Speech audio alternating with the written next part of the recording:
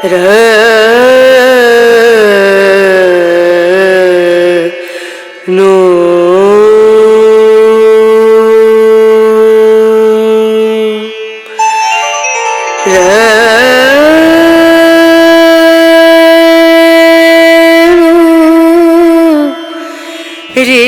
आज हमारे साथ हैं रामजीलाल श्रीवास्तव और मिथिलेश श्रीवास्तव। दोनों लोगों से हम जस्ट उनके बारे में जानना चाहेंगे और पुराने समय से स्टार्ट करेंगे।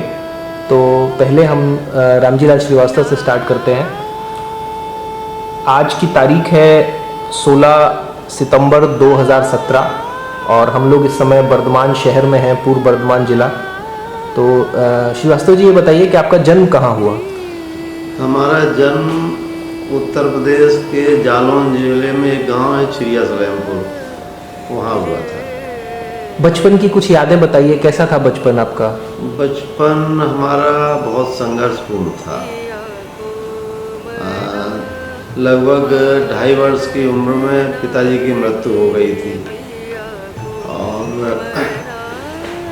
माताजी थी, 2 बहनें थी। फिर हमारी नानी ने हम लोगों को पाला। तो पढ़ाई कहाँ हुई आपकी? पढ़ाई हमारी प्राइमरी एजुकेशन तो छिरिया में ही हुई। प्राइमरी एजुकेशन का 2 इयर्स में 5 कर लिया था, मतलब 4th और 5th 2 साल में कर लिया था। तो सीधे आपने किस क्लास में एडमिशन लिया? 4th में। क्लास 4th में। कुछ स्कूल की स्मृतियाँ हैं, कैसे, अच्छी बुरी? स्कूल में हमारे एक हेडमास्टर थे, उनको हम लोग मौलवी साहब कहते थे। वो बहुत ही अच्छे थे और अब तो स्वर्ग सिधार चुके हैं, लेकिन आज भी हम उनको याद करते हैं। प्राइमरी एजुकेशन में वो हमारे असली गुरु थे। सुबह 4 बजे से वो पढ़ाना शुरू करते थे, फिर 7 बजे हम लोगों को छोड़ते थे। फिर हम लोग 9 बजे स्कूल फिर पहुंच जाते थे, दिन भर स्कूल में।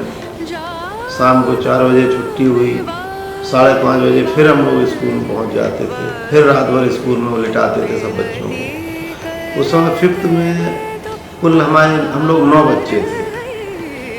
तो क्या आप शरारती स्टूडेंट थे या आप बहुत ही सीधे साधे स्टूडेंट थे? सीधे साधे भी नहीं, शरारती भी नहीं, लेकिन हाँ तेज थे।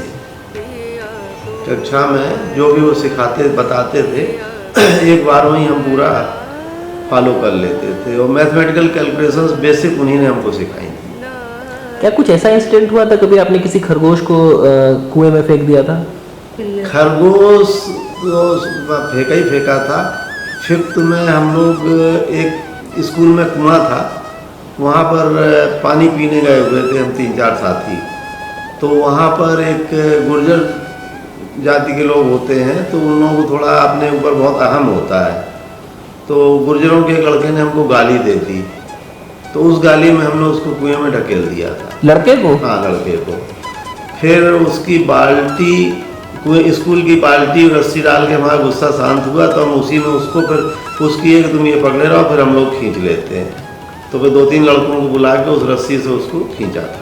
अच्छा, चलिए। तो फिर 5th क्लास तक हुआ, उसके बाद आपकी पढ़ाई कहाँ हुई? उसके बाद में प्राइमरी एजुकेशन वहाँ पर थी नहीं, तो 6 में एक छिरिया के पास ही एक स्कूल था, रूरा में जूनियर हाई स्कूल, वहाँ हम भेजे गए। तो एक लड़का साइकिल से हमको छोड़ने जाता था, ले आता था। और 6 में 2-3 महीने यहाँ पढ़े। फिर हम एक इस जगह है रामपुरा, वहीं जालौन जिले में, तो वहाँ पे हमारे छोटे मामा रहते थे, तो हमको 6 में ले गए। तो 1 वर्ष 6 का हमारा वहाँ पूरा हुआ। 7th में हम जालौन आ गए। 7th में अब उस समय तक ये हुआ कि हमारी नानी का स्वास्थ्य गड़बड़ होने लगा था। तो नानी हमको, मदर को लेके रहती थी। इस बीच हमारी बहनों की शादी हो चुकी थी, तो जालौन हम लोग 7th में शिफ्ट कर लिए। और तब नानी ने हमारी मदर से ये कहा कि बिटिया, अब तुम अपने इंडिपेंडेंट हो, और अगर तुम यहाँ पे भाइयों के बीच में रहोगी तो ये लोग तुम्हारे लड़के को पढ़ने, क्योंकि ये खुद अपने लड़कों को नहीं पढ़ा पाएंगे तो तुमको कहाँ से पढ़ाएंगे। तो जालौन में कुछ लोगों के परिचितों की मदद से जालौन में एक विद्यालय था, जालौन बालिका इंटर कॉलेज, तो वहाँ पर हमारी माता जी को एक छोटा जॉब मिल गया और उसी के सहारे से हमारा 7th 8th वहाँ से पढ़ाई हुई। और उसके बाद में 9th में कानपुर हम अपने बड़े मामा के पास आ गए, तो वहाँ से फिर हमने हाई स्कूल किया था। अच्छा, हाई स्कूल आपने वहाँ से किया और फिर ग्रेजुएशन और बाकी की पढ़ाई उसी स्कूल से हमने हाई स्कूल और इंटर किया। इंटर के बाद फिर हम आ गए लौट के उरई में बीएससी फर्स्ट ईयर में हम एडमिशन लिए। तो उस समय हम 3 ट्यूशन करने लगे थे 20-20 रुपए की, तो हमको 60 रुपये मिलते थे 1 घंटे के। उससे हम अपना खर्चा भी चलाते थे, फीस भी देते थे, वहाँ रहते भी थे। उसके बाद से हमारे जीवन का कोई दिन ऐसा नहीं गया जिस दिन हम बेकार बैठे हो। अपना कमाया है और अपनी ज़रूरतें पूरी की। चलिए, तो आपकी नौकरी तक आए। अब हम मिथिलेश जी आपसे आते हैं। आपका जन्म कहाँ हुआ? हमारा जन्म तो जालौन के पास एक गांव है हथना, जिसका नाम भी नहीं सुना होगा लोगों ने, हथना बुजुर्ग। पिताजी वहीं रहते थे, वहीं पढ़ाते थे, इसलिए हमारा जन्म वहीं हुआ था। उसके बाद की पढ़ाई लिखाई आपकी कहाँ हुई? बाद की पढ़ाई 5 तक की पढ़ाई का तो हमको ज़्यादा याद ही नहीं है, क्योंकि पिताजी हमारे प्राइमरी स्कूल में हेडमास्टर थे। तो जहाँ जहाँ उनका ट्रांसफ़र होता था वही हमें पढ़ाते थे, और उन्हीं के साथ 4 और 5 में जो पढ़े तब तो हम रेगुलर रहे हैं, और वैसे शायद घर पर ही पढ़ते रहे होंगे, क्योंकि स्कूल हम दूसरे स्कूलों में तो कम ही गए हैं। पिताजी के ही स्कूल में पढ़ते थे और वहीं इम्तहान देते थे, उन्हीं के साथ रहते थे। तो 5 तक का हमें कोई बाहरी स्कूल का पता नहीं है। आपके भाई बहन कितने हैं? हमारे हमसे छोटे 4 भाई हैं, बहन हम अकेले ही हैं। ऐसा बताती थी अम्मा कि हमसे पहले बच्चे उनके होते थे और ख़त्म हो जाते थे, तो इसलिए हम जब पैदा हुए तो हमारे लिए बहुत सारी जो रस्में होती हैं वो की गई। जैसे एक वहाँ होती है छितरिया कड़ोरना बोलते हैं, डलिया में खड़ा करके, जिसमें पैर छोटे बच्चे होते हैं तो उनको बिठा के घसीटा जाता है, बड़े होते जाते हैं तो केवल एक पैर रख के। काफ़ी रस्मों के बाद हम बचे थे, और फिर हमारे बाद भाग्य से 4 भाई हुए जो सब हमसे छोटे हैं। अपने पिताजी के बारे में कुछ बताइए। हमारे पिताजी बहुत शुरू से ही अपने सिद्धांत के पक्के थे। बेईमानी उन्हें पसंद नहीं थी, झूठ बोलना, चोरी करने के पीछे वो अपने बच्चों को बहुत मारते थे, सिखाते थे। और उनके पढ़ाए हुए बच्चे इतने बड़े बड़े बने कि वो बाद में पिताजी बहुत बुजुर्ग हो गए, तब भी वो बच्चे जो कहीं भी होते थे उन्हें पता चलता था तो वो कहते थे मुंशी जी ने हमारी ज़िंदगी बनाई, और पिताजी से मिलने आते थे। एक उनका नियम था, वो प्याज लहसुन नहीं खाते थे। तो आखिरी समय तक, जबकि आज के समय में ये चल पाना बहुत मुश्किल होता है कि कोई प्याज लहसुन के बिना ज़िंदगी अपनी काट ले, लेकिन उन्होंने पूरी तरह से इसका पालन किया। जहाँ भी कहीं बाहर जाते थे, पंगत में, कहीं पार्टी में, तो वो केवल चीनी से या मिठाई से अपना खा लेते थे, लेकिन कभी उन्होंने अपने नियम से अपने को गिराया नहीं। अच्छा, आप शरारती स्टूडेंट थे या बहुत ही सीधी सादी स्टूडेंट थे? शरारती तो शायद हम कभी नहीं रहे हैं, ऐसा कुछ सुनना। हमारे भाई लोग जरूर शरारती थे, हम तो नहीं थे। अम्मा से डरते भी बहुत थे, तो शरारतें तो हमने कभी नहीं की हैं। मार भी नहीं खाई है, बहुत लाड़ले थे, दुलारे थे। तो हमारे साथ भाइयों के साथ पक्षपात होता था, हमें तो सब कुछ मिलता था, पर हमारे यहाँ उल्टा था। भाई लोग हमारी शिकायत करते थे, दीदी को सब कुछ मिलता है, हमें नहीं मिलता है। तो ऐसा होता रहा है। हम कोई अच्छी स्मृति बताइए बचपन की, जो कि छात्र जीवन की हो या फिर अपने भाइयों के साथ हो। बचपन की ज़्यादा तो हमें याद है, इसलिए नहीं पता है कि हम जब से हमने वो संभाला है तो हमारी माँ हमेशा बीमार ही रहती थी। इतनी बीमार रहती थी कि वो चारपाई पर लेटी रहती थी। हमको जहाँ तक याद रहता था, बोल नहीं पाती थी, इशारे से बातें करती थी। बिस्तर पर ही उनका टट्टी पेशाब सब होता था। हमसे जो छोटा जस्ट भाई था वो उस समय भी उनकी सेवा करता था, टट्टी करवाता था। और घर का काम पिताजी हमारे साथ करते थे। बहुत छोटे से ही हमने रोटी बनाना सीखा, कैसे सीखा हमें ये भी नहीं याद है, स्कूल जाते थे तो पूरा घर का काम करके जाते थे, और उस समय तो कोई सुविधाएं भी नहीं थी। चूल्हे पर रोटी बनती थी, कंडे से, लकड़ी से, बुरादे की अंगीठी से, पत्थर के कोयले से, इन सब का भी हमने इस्तेमाल किया है। बराबर पिताजी हमारे साथ सिखाने के लिए लगे रहते थे। भाइयों के भी काम बटे हुए थे, क्योंकि हम सब लोगों को, पिताजी केवल अध्यापक ही थे, हम 4 भाई बहन थे। माँ बीमार रहती थी तो वो भी खर्च था, कोई नंबर 2 की आमदनी का तो सवाल ही नहीं था। तो इसलिए हम लोगों का बचपन बहुत ही सादगी से और अपने आप ही मिलजुल के काम करने में बीता। हमने सब काम करना छोटे से ही सीख लिया था। घर का करीब करीब खाना बनाना पूरा बना के जाते थे, भाई बहनों को भी तैयार करना। बहन तो नहीं, भाई ही थे छोटे छोटे। 2 भाई तो बिल्कुल अम्मा की बीमारी में ही हुए हैं, तो उनको तो पिताजी ने ही पाला है। बिल्कुल पिताजी ने ही माँ की तरह से हमारे 2 छोटे भाई हैं, उनका पालन पोषण किया है। तो हम सब भाई बहन बचपन में बहुत ही प्रेम से हिल मिल के आपस में अच्छे से रहते थे। तो उसके बाद की चलिए बताइए, पढ़ाई आपकी कहाँ हुई, हाई स्कूल वगैरह? हाँ, उसके बाद तो हम लोग जालौन में घर ले लिया। पहले तो जहाँ पिताजी पढ़ाते थे और हतना में रहते थे, जहाँ हमारा जन्म हुआ था। नंगरी के हम लोग रहने वाले हैं, नंगरी और हतना पास ही पास है। हमारे बाबा ने शायद पिताजी को अलग कर दिया था, ऐसा बताते थे। तो वो हतना में आके एक मकान दे दिया था, उसी में रहने लगे थे, वहीं पढ़ाते थे और वहीं अपना गुजर बसर होती थी। 5 तक तो हमें पिताजी के पास ही पढ़े। 6 से उस समय हम लोग जालौन में आ गए थे, अपना मकान खरीद लिया था। तो जालौन बालिका इंटर कॉलेज है, जालौन बालिका इंटर कॉलेज है वहाँ पर, उसी में 6 से हमारा एडमिशन हुआ। तो हमने इंटर तक वहीं पढ़ाई की है पूरी। और 8th में ज़रूर 1 साल अम्मा बहुत ज़्यादा बीमार हो गई थी। इधर पिताजी की नौकरी का भी बहुत मुआयना होता था, तो वो भी ज़्यादा गैर हाजिर नहीं रह सकते थे। तो सबकी पढ़ाई छुड़वा दी गई थी और एक जगह थी कुसमरा, वहाँ पिताजी रहने लगे थे एक कुम्हार के घर में, घर किराए पर लेके। तो हम लोगों के 1 साल सबकी पढ़ाई का ब्रेक हुआ। फिर जब थोड़ी सी अम्मा ठीक हुई हैं तो वापस हम लोग फिर जालौन में ही आके इंटर तक हमने जालौन में ही पढ़ाई की। अच्छा, इंटर के बाद आपकी पढ़ाई कैसे हुई? और दूसरी, क्या आपकी पढ़ाई में महिला होने के कारण कभी भी कोई रोक टोक हुई, रोकथाम हुई, या आपके माँ बाप ने आपको हमेशा पढ़ने दिया?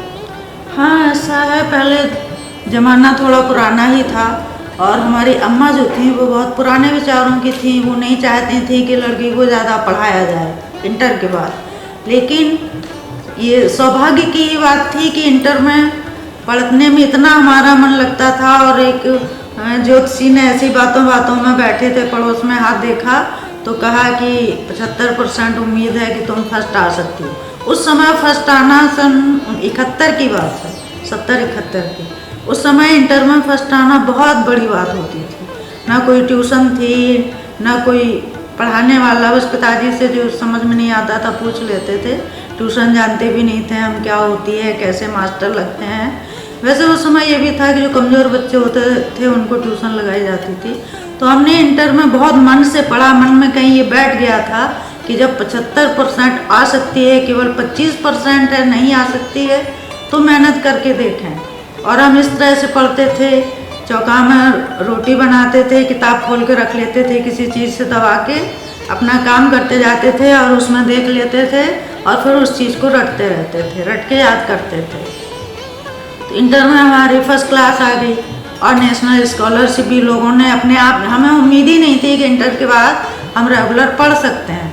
हम अपने मामा के यहाँ थे छुट्टियों में, तो जब रिजल्ट निकला पिताजी को लोगों ने समझाया कि तुम्हारी लड़की इतनी होनहार है, इतने अच्छे नंबर आए हैं, तुम्हें कुछ खर्च भी नहीं करना पड़ेगा, उसको 60 रुपये या 100 रुपये महीने ऐसा मिलेगा।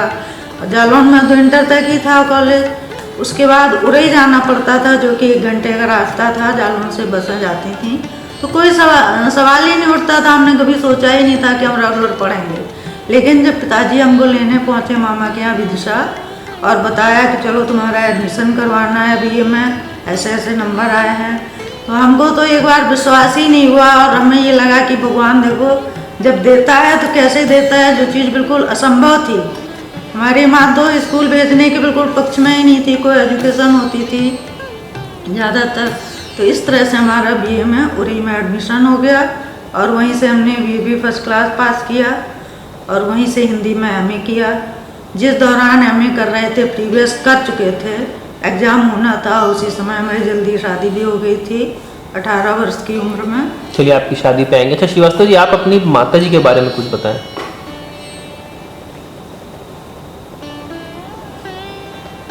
हमारी माता जी हमारे माँ पिता दोनों थे और उन्होंने पूरा हमको शिक्षा दी, ईमानदारी की, मेहनत की। वही हमारे माँ पिता सब थे, गुरु भी वही थी हमारी, गाइड भी वही थी। और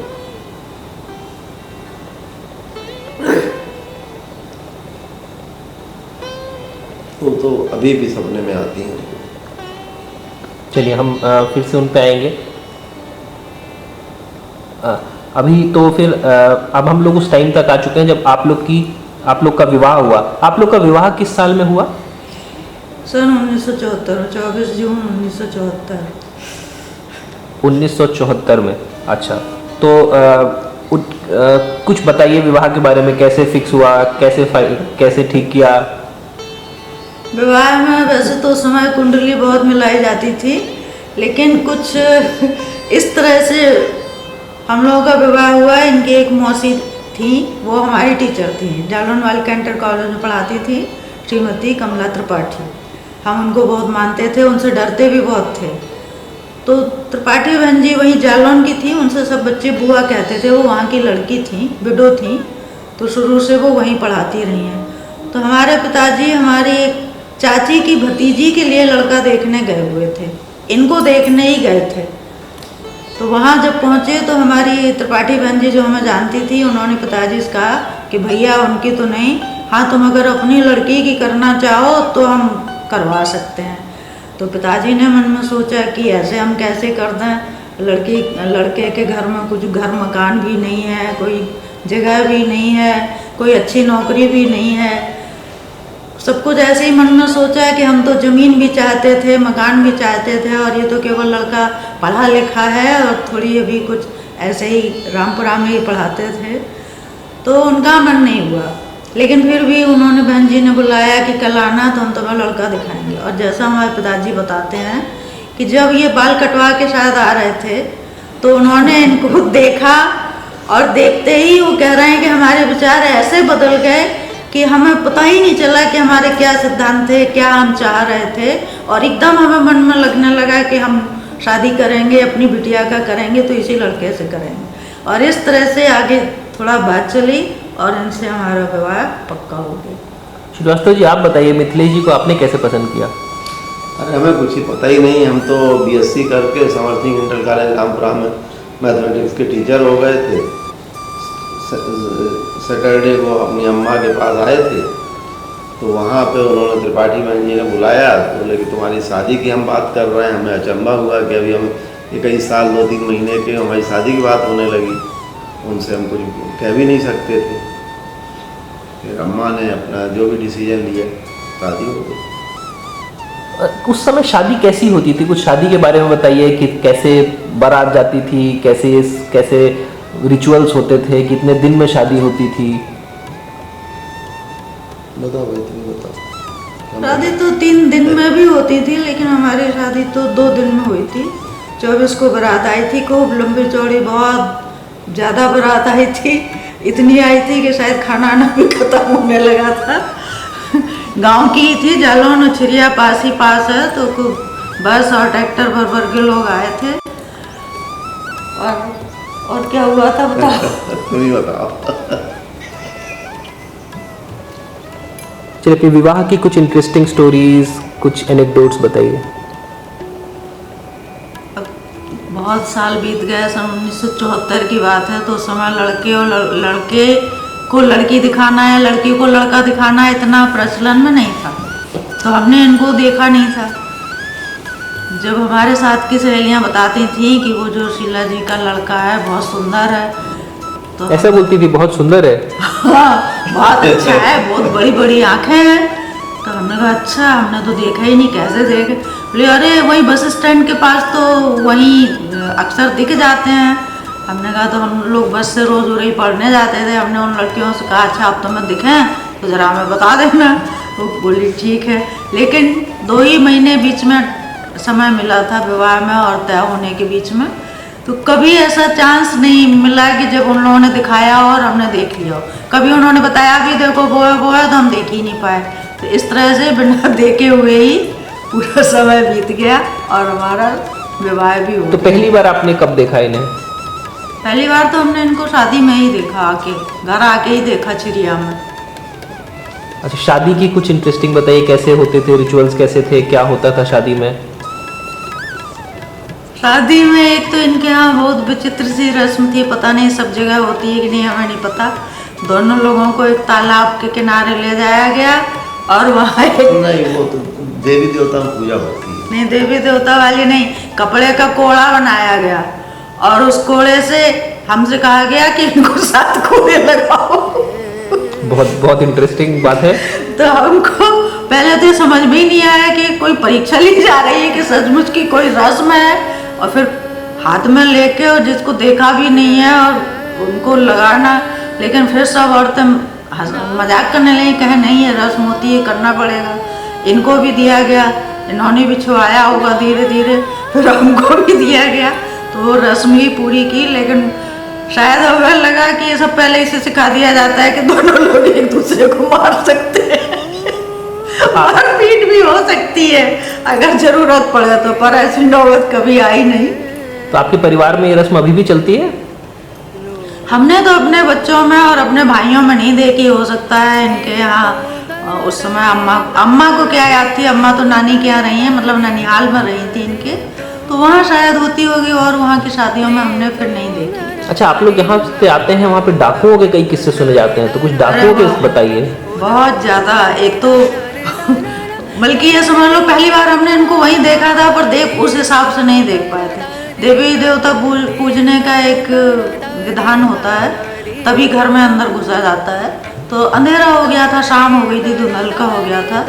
सारी औरतों के साथ पूरा जेवर एवर पहन के और लंबा सा घूंघट निकाल के सब औरतों के साथ हमको ले जाया गया, और ये थे आदमियों के नाम पे, और लोग नहीं थे। तो वहाँ बाहर गांव में कोई देवी थी, गांव के बाहर। वहाँ जब पहुँचे तो टार्च की थोड़ी देर में रोशनी दिखाई देने लगी, तो ये हल्ला मच गया, डाकू आ गया, डाकू आ गया, डाकू आ गया।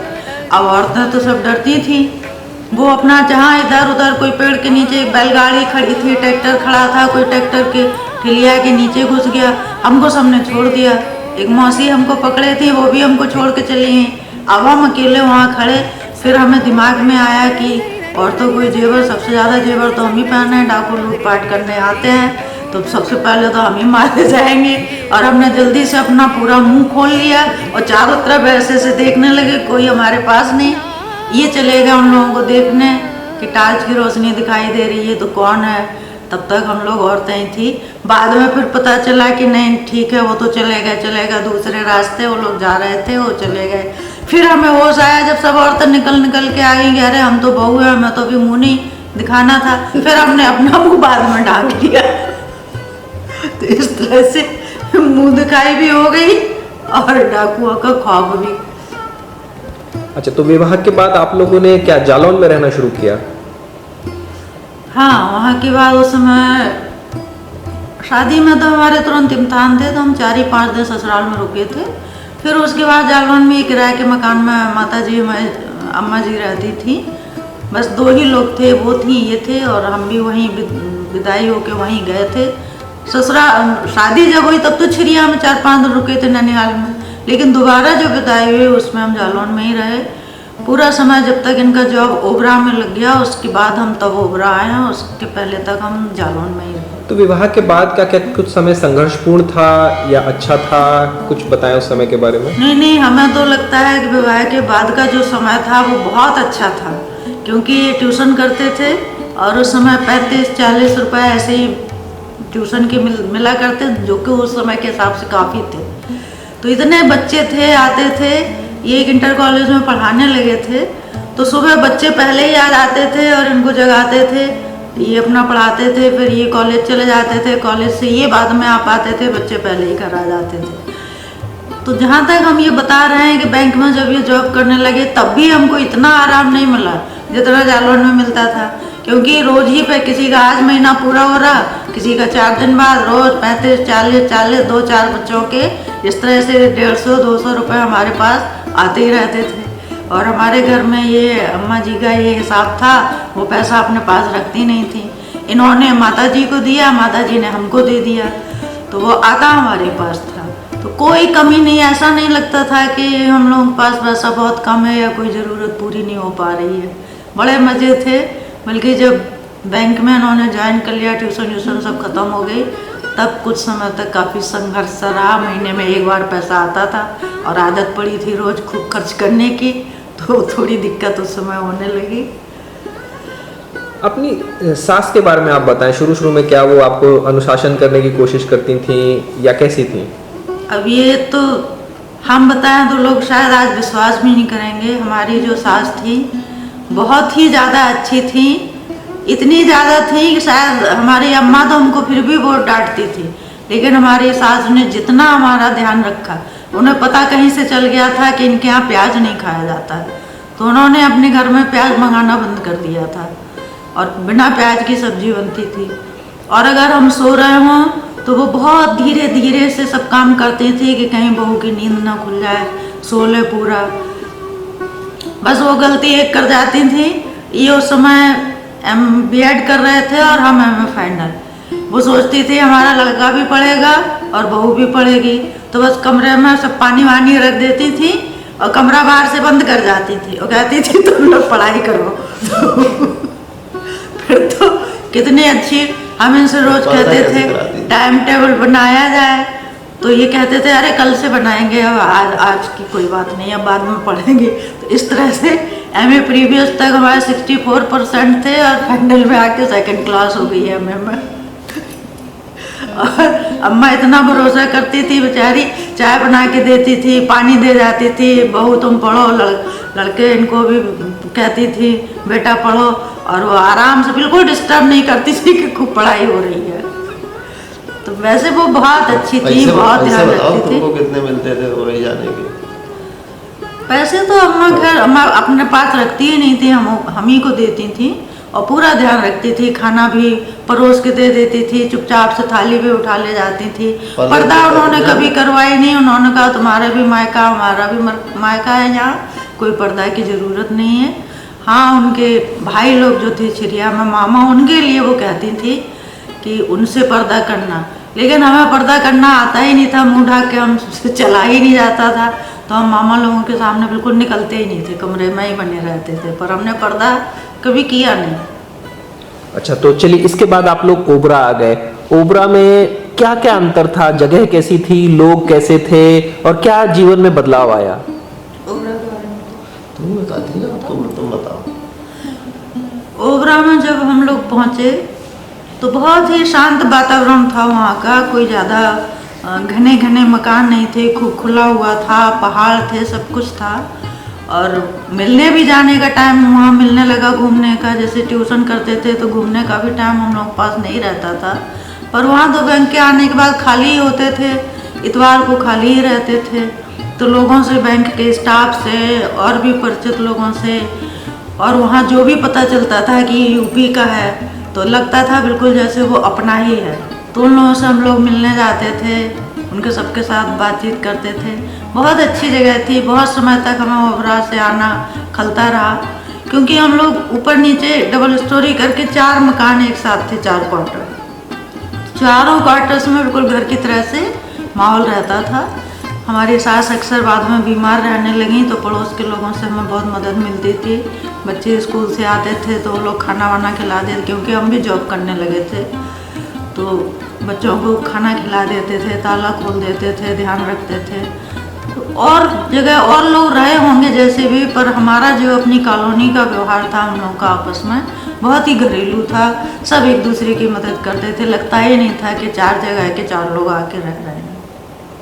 श्रीवास्तव जी, ये बताइए कि जालौन में नौकरी एक टीचर की, उसके बाद बैंक में, ओबरा में क्या अंतर था? ओबरा में, जालौन में एज टीचर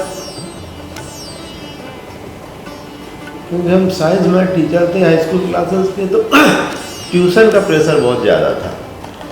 तो शुरू में तो पैसा बहुत अच्छा लगा और इसी पैसे के चक्कर में हमने 3-4 बैंकों के अपने अपॉइंटमेंट छोड़ दिए, इंश्योरेंस कंपनी छोड़ दिए। एक प्राइवेट बैंक का बस अपॉइंटमेंट लेटर बचा था, सिलेक्शन हर जगह हुआ था। तब तक हम ट्यूशन से फ्रस्ट्रेट हो गए। सुबह 5 बजे से ट्यूशन में बैठना, पौने 10 बजे तक ट्यूशन करना, फिर 10 बजे कॉलेज जाना, फिर 4 बजे 4:15 तक कॉलेज से घर आना और फिर ट्यूशन में 10 बजे रात तक बैठ जाना। बहुत बुरी तरह फेडअप हो जाते थे। पैसा अच्छा आता था तो उस समय तो बहुत अच्छा लगता था, लेकिन टाइम बीतने पे फिर बहुत फेडअप होने लगे थे। लास्ट अपॉइंटमेंट बचा था हमारा बैंक वाला एक, तो वो फिर हम रिजाइन करके ओबरा चले गए। हालांकि खर्चे पूरे नहीं होते थे, तो हमने 2 साल ओबरा में भी 2-2.5 साल ट्यूशन की, लेकिन 2 घंटे में ही हमको 2000 रुपये मिल जाते थे। और फिर जब इनका अपॉइंटमेंट हो गया ओबरा में, ओबरा इंटर कॉलेज, तब फिर सब छोड़ दिया था, नॉर्मल लाइफ में आ गए। अच्छा ये बताएं, आप लोगों के बच्चे कितने हैं? बोलो। हमारे 2 बच्चे हैं, एक बेटी है और उससे 6 साल छोटा है एक बेटा है। बेटी हमारी 4-5 महीने की थी, तभी उसको दुर्भाग्य से पोलियो हो गया था। उस समय हमको पता भी नहीं था कि पोलियो, शायद उससे पहले इतना ज़्यादा पोलियो का वो भी नहीं था, प्रकोप भी नहीं था, तो हम जानते भी नहीं थे। उस साल बीएड कर रहे थे, कब उसको हो गया, कैसे हो गया। एक तो उसके साथ दुर्भाग्य ये था कि वो ट्विंस हुए थे, उसके साथ एक लड़का भी हुआ था और 3-4 महीने का होके वो लड़का ख़त्म हो गया था। उसी बीच इसको कब पोलियो हो गया हमको ये पता नहीं चला। हमारी नानी ने एक बार बताया कि ये एक पैर चलाती है, एक धूप में लेटाओ तो नहीं चलाती है। तब ध्यान से देखा और उसके बाद बहुत दौड़ भाग की, लेकिन फिर वो ठीक तो नहीं हुआ, पर कैलिपर पहन के अब आज वो बहुत अच्छी हालत में है। उसका भी एक बेटा है 12-13 साल का और MSc, M.Ed, M.Phil सब कुछ वो कर चुकी है, सब जॉब भी कर रही है। बेटा हमारा पढ़ने में बहुत ही होशियार था, हर जगह उसमें छोटे से ही उसको फर्स्ट आना था, सबसे अच्छे उसके मार्क्स आते थे, सब कुछ बहुत अच्छा था। हमें याद है हाई स्कूल में उसकी पोजीशन आई थी तो इंटरव्यू लेने लोग आए थे। उस समय उससे पूछा था कि तुम क्या करना चाहते हो, तभी उसने कहा था कि मैं प्रशासनिक सेवा में जाना चाहता हूँ। तब अड़ोस पड़ोस के लोग, थोड़ा बच्चों ने हंसी भी उड़ाई थी, हाँ ये तो प्रशासनिक सेवा में जाएंगे। लेकिन हमने भी तब कुछ ऐसा सोचा नहीं था, पर उसने जो सोचा था वो आगे उसने करके दिखाया और आज वो DM है। श्रीवास्तव जी, आप अपनी बेटी के बारे में कुछ बताएं।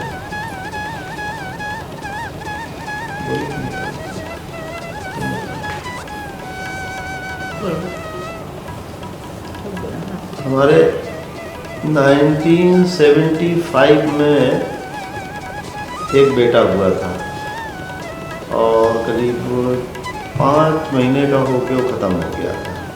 उसके बाद 76 में ट्विन बच्चे हुए, एक बेटा एक बेटी।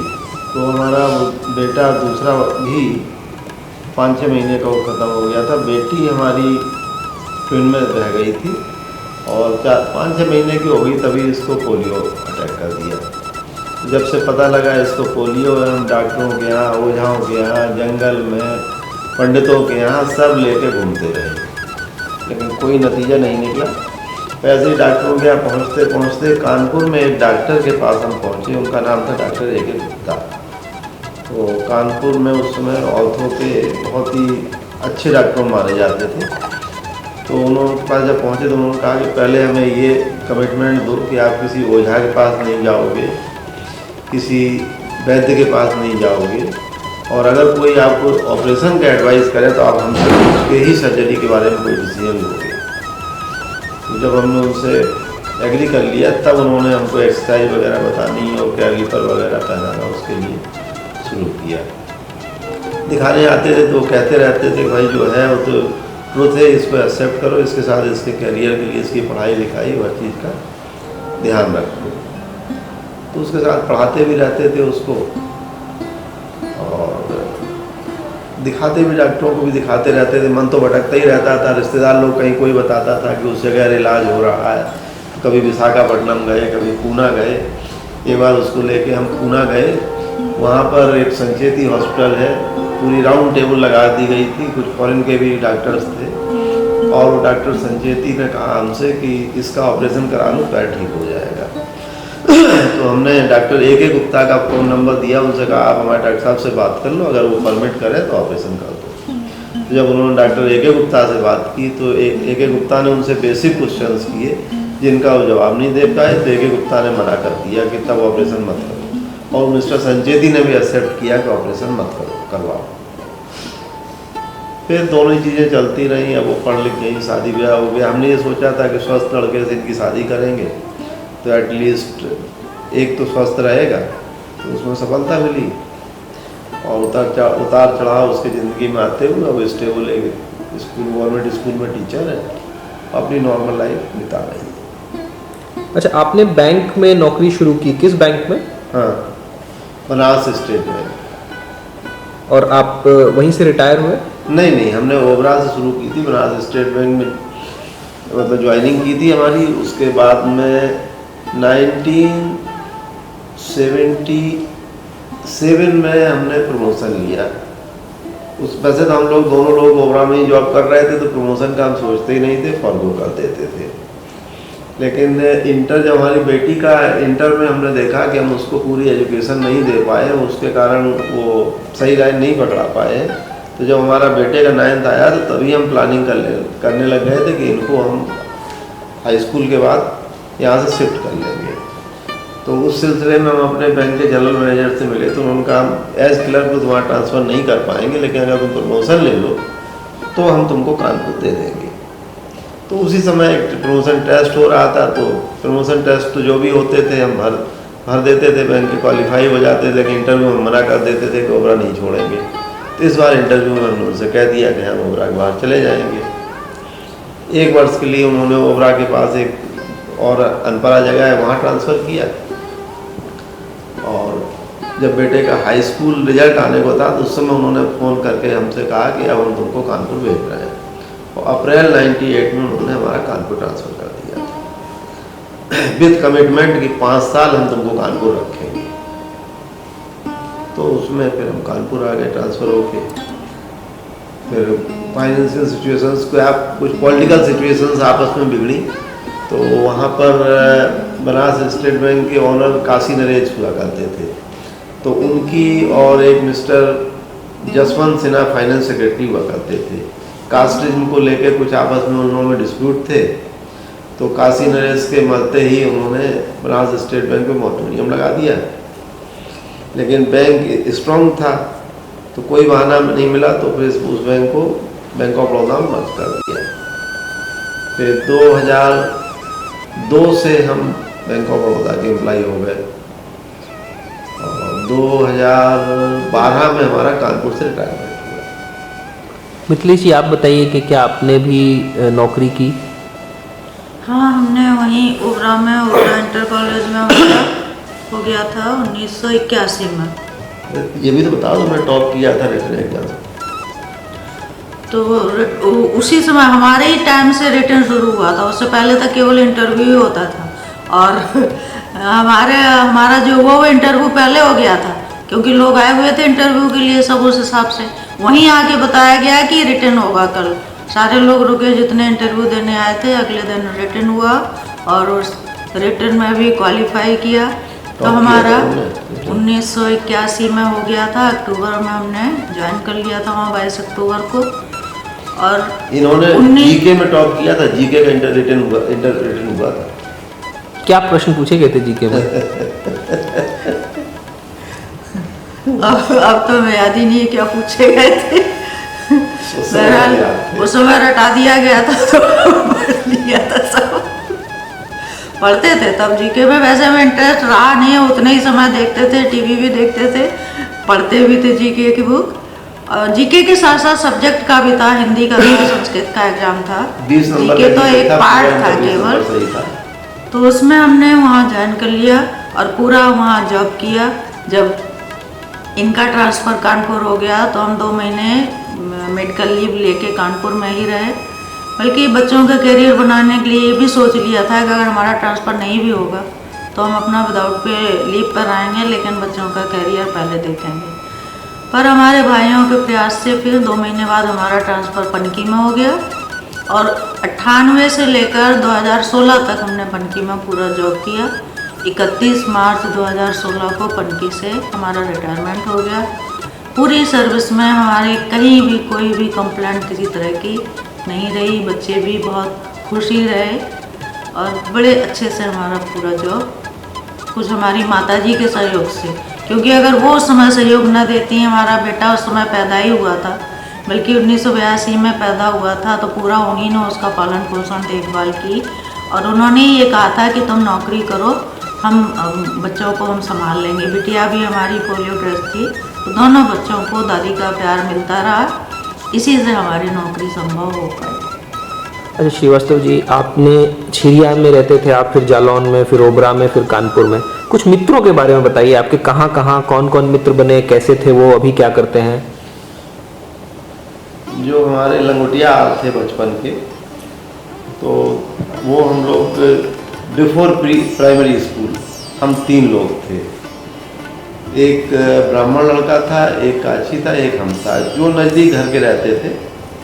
तो वो तो दोनों बेचारे बिल्कुल निरक्षर रह गए। उसके बाद में प्राइमरी क्लासेज में आके हमारे एक मित्र बने भगवान दास तिवारी, और वो आज भी हमारे मित्र हैं। वाजिटेज हम लोग बराबर कांटेक्ट में रहते हैं। वो जालौन में एडवोकेट हैं और घर से भी बहुत संपन्न है, बहुत बड़े जमींदार परिवार के हैं वो। और उसके बाद तो धीरे धीरे जैसे जैसे जगह बदली, मित्र बढ़ते चले गए और अब रिटायरमेंट के बाद सब अपने अपने में हो गए। ओबरा के 2-3 मित्र होते अरुण हैं, पांडे जी हैं, उनसे अभी भी संपर्क है। बैंक के ही स्टाफ के ही लोग थे। पड़ोस के भी 2 लोग थे, एक शुक्ला जी थे गोरखपुर के, उनसे भी अभी तक बातचीत हो जाती है, उनसे भी अच्छे संबंध, क्योंकि हम लोगों का व्यवहार भी सबका घरेलू था, तो उनसे भी बहुत अच्छे व्यवहार रहे। वो भी इनके मित्र ही हैं, आज भी बात उनसे कभी कभी हो जाती है। हम लोग करीब 20 साल रहे होगा। अच्छा, बोला जाए अगर आप जालौन में रहे, फिर ओबरा में रहे, फिर कानपुर में रहे, तो तीनों जगहों में से कौन सी जगह आपको सबसे ज़्यादा पसंद आई? पीसफुल तो ओबरा थी, पीसफुल। और पसंद तो जालौन था। तो जालौन था, क्योंकि जालौन में इनके चारों तरफ मामा थे, मौसी मित्र थी, भी थे उस समय के, मित्र भी थे, और वहाँ सच्चे और सीधे लोग थे। और संपर्क जालौन में ही ज़्यादा रहा। ओबरा में तो वही सर्विस वाला था, पड़ोस का था, तो जालौन में ज़्यादा अच्छा लगता था। जालौन में घर भी था, हमारा मायका भी था, हमारे भाई भी थे, मम्मी पापा भी जालौन में ही थे, तो हम लोगों को जालौन में ज़्यादा अच्छा लगता है। मिथिलेश जी, आप बताइए आपके कौन कौन कहाँ कहाँ मित्र रहे? हमारी तो जो इंटर में हमारे साथ पढ़ती थी लड़कियां, उनमें इंटर हमारी 1 साल पहले से वो कॉलेज इंटर हुआ था, उससे पहले तक हाई स्कूल ही था। तो पहला बैच एक निकल चुका था, दूसरा बैच हमारा था। हम लोग केवल 16 लड़कियां थे इंटर में, जालौन बालिका इंटर कॉलेज। उन्हीं में से 2 लड़कियां जो थीं वो हमारी बहुत गहरी दोस्त थीं, आज भी उनसे हम मिलते हैं। एक थी मीरा पुरवार, जालौन की ही थी, उरी में वो आजकल रह रही है, उसके घर हम लोग कई बार जा चुके हैं, अभी भी फ़ोन से बात हो जाती है। और एक हमारे चाचा की लड़की थी, वो भी जालौन में ही रहती थी, ख़ानदान की लगती थी और हमारे साथ ही पढ़ती थी, आशा श्रीवास्तव। उनसे भी कई बार मिल चुके हैं, बातचीत हो जाती है। बाकी ओबरा में हमारा कोई दोस्त तो सहेली वहेली नहीं बनी। कॉलेज का जो था स्टाफ, वो था स्टाफ की तरह से था, और सहेलियाँ तो हमारी आज भी वही हैं जो इंटर में पढ़ती थी तब थी। चलिए, आप लोग आपस में एक दूसरे के बारे में सबसे ज़्यादा जानते होंगे, तो मिथिलेश जी आप कोई श्रीवास्तव जी से प्रश्न करिए जो कि एक इंटरेस्टिंग प्रश्न हो या आप चाहती हो जो वो बताएं।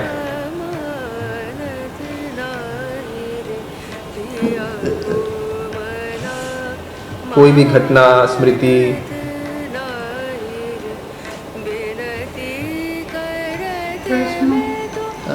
किसी इवेंट के बारे में पूछें। जब इनका हार्ट का ऑपरेशन होना था, मतलब अचानक से पता चला था। इनको पीठ में दर्द होता था तो कई लोगों को दिखाया तो किसी ने कहा कि गैस की वजह से होगा। फिर जब अल्ट्रासाउंड हुआ तो स्टोन निकला गॉल ब्लैडर में, तो किसी ने डॉक्टर ने बताया कि गॉल ब्लैडर में स्टोन की वजह से है। तो क्या स्टोन का ऑपरेशन करवाने आए थे, उसके लिए जो इनकी टेस्टिंग वगैरह हुई उसमें ब्लॉकेज पता चला कि 90% ब्लॉकेज है और बाईपास ही होगी। तो उस समय के लिए हम इनसे पूछना चाह रहे हैं, क्योंकि उस समय इन्होंने 1 महीने में और ऑपरेशन के बाद 2 महीने में जितना कुछ हमें सुनाया, आज भी अगर हम उसको याद करते हैं तो हमें लगता है कि हम यहाँ रह कैसे रहे हैं। तो हम यही पूछना चाहते हैं कि इन्हें उस समय कैसा लगता था, क्या इनके सबसे बड़े उस समय दुश्मन हम ही थे। उस पीरियड का हमें बिल्कुल याद ही नहीं, एक सदमा सा लगा हुआ था। जिस समय से इन्हें पता चला कि ऑपरेशन होगा उसके बाद से ही ये हमसे और हमारे लड़के से 2 ही लोग थे वहाँ, इतने नाराज हो गए थे कि बात बात पे इन्हें बुराइयां ही दिखाई देती थी और अकेले भागने तक को तैयार हो गए थे कि हम अपना टिकट करवा लेंगे, कलकत्ता से हम चले जाएंगे, जालौन चले जाएंगे अकेले। और फिर हॉस्पिटल के बाद भी घर में ऑपरेशन हो गया, उसके बाद भी ऐसा लगता था जैसे इनके सबसे बड़े इनके साथ बुराई हम ही ने कर दी है। तो पता नहीं, कभी कभी लगता है क्या उस समय दवा के उसमें थे या कोई उस समय डर की वजह से, कभी कभी लगता है कि कहीं सच्चाई तो नहीं थी अभी, याद भी नहीं। कभी कभी लगता है कि मन की बात गुस्सा में ही ज़्यादा सामने आती है, तो क्या पता जो कभी बोल नहीं पाए वो उसी समय बोल लेते हूँ। तो कुछ याद ही नहीं उस समय का। उस समय जैसा लगता है जैसे हम बिल्कुल शौक में थे।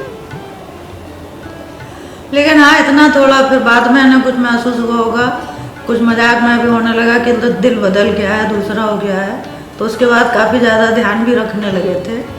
और एक बात जो इन्होंने एक बार कही थी वो हमको भी बहुत ज़्यादा छू गई थी मन को।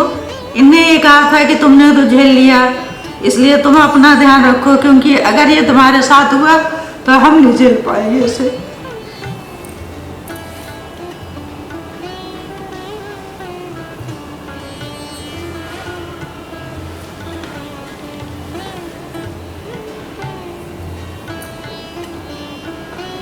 बहुत टफ टाइम होता है।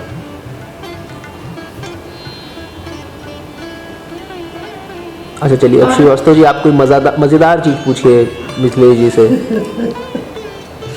इनकी एक सबसे बड़ी खराबी है कि जो भी चीज़ इन्हें पता चलती है वो नेट पे देख लेता है। हार्ट का ऑपरेशन ये पूरा नेट पे देख चुके थे और इसीलिए इनको ज़्यादा डर लग रहा था, क्योंकि इन्हें सब पता था। हार्ट निकाल के रख दिया जाता है अलग और वो मशीन से धड़कता है, फिर दोबारा जब नसें जोड़ लेते हैं तो उसमें धड़कन आई कि नहीं, ये सब हमको नहीं पता था। पर ये वही हमसे कहते थे कि बस समझ लो चले कि ना चले, हार्ट चले कि ना चले। और वाकई में हमें जब बाद में ऑपरेशन के बाद जो डॉक्टर क्लास लेती थी अटेंडेंट का, उसमें उन्होंने बताया कि ऐसे ऐसे किया जाता है। तब हमें ये समझ में आया कि यही तो ये पहले कहा करते थे। तो इनकी एक ये, चाहे अच्छी तो नहीं कहेंगे हम, लेकिन ये आदत बहुत ख़राब है। कोई दवा हो, कोई बीमारी हो, कोई भी लक्षण हो, सब नेट पर सर्च कर डालते हैं, पूरा उसका इतिहास और सब उसका अच्छा बुरा सब इनको पता रहता है, इसीलिए डरते भी बहुत ज़्यादा है। हमें ये सब कुछ नहीं, हम तो सोचते हैं जो डॉक्टर को करना है वो करेगा, हम जान भी लें तो क्या करेंगे। तो इनकी इस आदत से हम बहुत परेशान हैं, लेकिन वो छूटती नहीं है। किसी डॉक्टर ने देखा, उसका पर्चा आया और इनका पहला काम होता है पर्चा रख के इंटरनेट खोल के बैठ गए, हर दवा का सर्च कर लेंगे, क्या इसके साइड इफेक्ट है, क्या इसको खाने से फायदा है। तो अपनी इसी एक आदत के कारण ये बहुत ज़्यादा परेशान भी हो रहे हैं। उसका कारण भी है, कई बार देखा है डॉक्टर, तुमको याद होगा कि इनको एक सिक्वल इंजेक्शन का डोज याद है, जब कानपुर में आया तो डॉक्टर सीधे बोला था किस गधे ने ये इंजेक्शन दे दिया है। तो ये सब अनुभव थे, इसलिए डर लगता है कोई भी दवा जब नई आती है सामने, तो जितना हो सके जानकारी ले लो। उस समय क्या हमारी जानकारी में होता है कि एक पूरा डोज बच्चे को नहीं दिया, हम देने देते। अच्छा सर जी, आप कोई इंटरेस्टिंग या मज़ेदार प्रश्न पूछिए मिथिलेश जी से। बोलो क्या पूछो। मजेदार पूछो।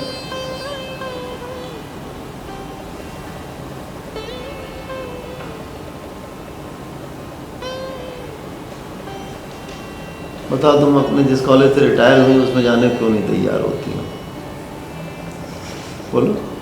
हम कहते हैं तुम्हारे साथी हैं पुराने, चलो एक बार मिल लो, क्यों नहीं जाती? जबरदस्ती बार बार वहाँ से जब भी निकलेंगे पनके से कहेंगे हो लो 2 मिनट मिल लो सबसे। लेकिन हमें ये लगता है कि जिस तरह से हम वहाँ पढ़ाते थे, डिसिप्लिन रहता था, किसी का पीरियड है, कोई क्लास में जा रहा है, प्रधानाचार्य की निगाह सब पर रहती है, कोई टोक दे। क्योंकि हमारे सामने ही एक बार ऐसा हुआ था, एक टीचर रिटायर्ड थी, मिलने आई, बात कर रही थी, तभी प्रधानाचार्य ने उनको तो नहीं दूसरे लोगों को कह दिया आप लोग अपने क्लास में जाइए, और उनसे भी कहा सत्या जी अभी आप लंच के समय में बात करें। तो ये सब कुछ मन में इतनी गहरे बैठी हुई हैं। दूसरी ये कि कॉलेज में जाके मिलना मतलब या तो बच्चों के टाइम का नुकसान करना या तो फिर टीचर पर डांट पड़वाना, इसीलिए हमारा कभी मन नहीं हुआ। दूसरा कोई इतना ज़्यादा इंतज़ार भी नहीं कर रहा था कि जिसके लिए हम जाके वहाँ मिलने जाते या किसी को बहुत ज़्यादा खुशी होती। जिस जगह कुछ छोड़ चुके एक बार, वहाँ फिर जाने का हमारा तो मन नहीं करता है। चलिए, आप लोगों से बात करके बहुत मज़ा आया। फिर से हम कुछ इंटरेस्टिंग चीज़ों को रिकॉर्ड करेंगे, और आज हमने पूरे स्टार्टिंग से कुछ इवेंट्स रिकॉर्ड किए। आशा करते हैं कि आप लोग और आने वाली जो जनरेशन्स हैं, आप लोगों की, बाकी लोग भी वो इसको देखेंगे और एंजॉय करेंगे। हमारा साथ देने के लिए, सब कुछ बताने के लिए धन्यवाद। धन्यवाद।